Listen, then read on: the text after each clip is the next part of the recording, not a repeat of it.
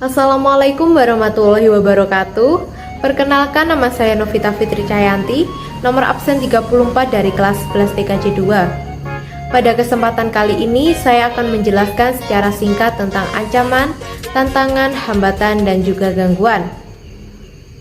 Indonesia sebagai negara besar tak terlepas dari berbagai persoalan yang dapat mengganggu keutuhan dan kestabilan bangsa. Ancaman, tantangan, hambatan, dan gangguan atau yang biasa kita sebut dengan ATHG adalah hal-hal yang perlu diwaspadai karena dapat menghambat tercapainya tujuan nasional bangsa. Dengan memahami ATHG, kita dapat lebih siap dalam menjaga persatuan dan kesatuan bangsa. Pertama-tama saya akan menjelaskan tentang ancaman. Jadi apa sih itu ancaman? Ancaman adalah segala bentuk tindakan atau keadaan yang dapat membahayakan kedaulatan negara, keutuhan wilayah, serta keselamatan bangsa dan negara. Ancaman tersendiri bisa datang dari dalam negeri maupun dari luar negeri. Ciri-ciri dari ancaman antara lain: 1. Mempunyai potensi bahaya yang besar bagi negara. 2. Bisa merusak atau menghancurkan kestabilan negara dalam waktu yang cepat. 3. Bisa berbentuk fisik maupun non-fisik. Yang berbentuk fisik misalnya serangan militer, dan yang berbentuk non-fisik misalnya penyebaran radikalisme.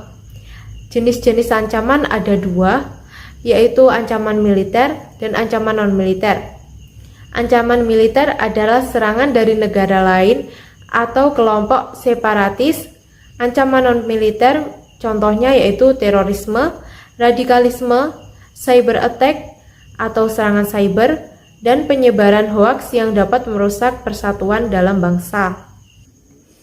Kedua yaitu tantangan. Tantangan adalah suatu kondisi atau situasi yang menguji kemampuan bangsa untuk tetap eksis, berkembang, dan mencapai tujuan nasional. Tantangan biasanya datang dari perubahan di luar kendali negara yang membutuhkan adaptasi dan juga solusi yang cerdas. Ciri-ciri dari tantangan antara lain yaitu 1. Bersifat menguji atau memaksa negara untuk beradaptasi.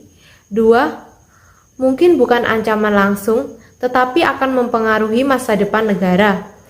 3. Membutuhkan strategi dan kebijakan yang matang untuk menghadapinya. Contoh-contoh dari tantangan yaitu 1. Globalisasi. Masuknya budaya asing ke dalam negara tanpa mempertimbangkan nilai-nilai luhur bangsa. 2. Kemajuan teknologi yang menimbulkan ketimpangan dan penyalahgunaan data. 3. Persaingan ekonomi yang semakin ketat antar negara. Ketiga, yaitu hambatan. Hambatan adalah segala sesuatu yang berasal dari dalam negara yang dapat menghalangi atau memperlambat tercapainya tujuan nasional atau pembangunan negara.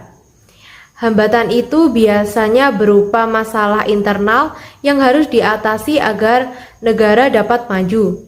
Ciri-ciri dari hambatan antara lain yaitu 1. Seringkali berasal dari masalah internal negara seperti masalah sosial, ekonomi, politik, atau budaya.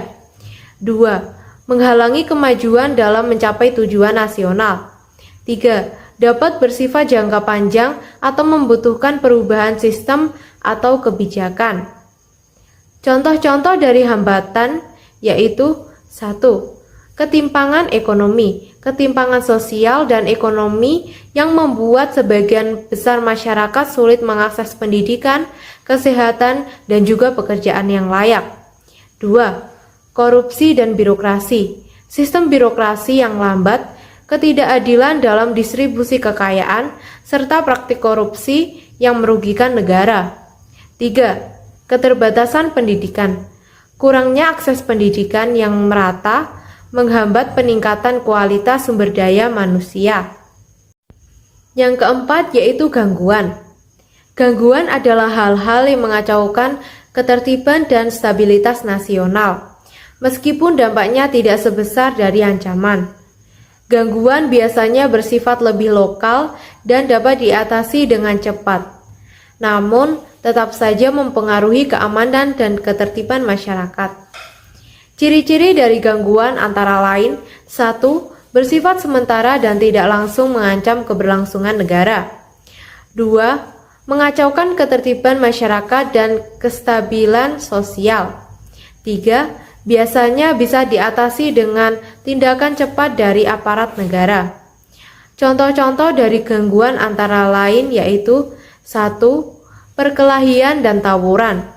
Tawuran antar pelajar, antar warga atau kelompok masyarakat yang merusak ketertiban umum. 2. Demokrasi anarkis. Aksi unjuk rasa yang berujung pada kerusuhan atau perusakan fasilitas umum. 3. Penyebaran ujaran kebencian. Penyebaran informasi palsu atau ujaran kebencian yang memicu konflik sosial di masyarakat.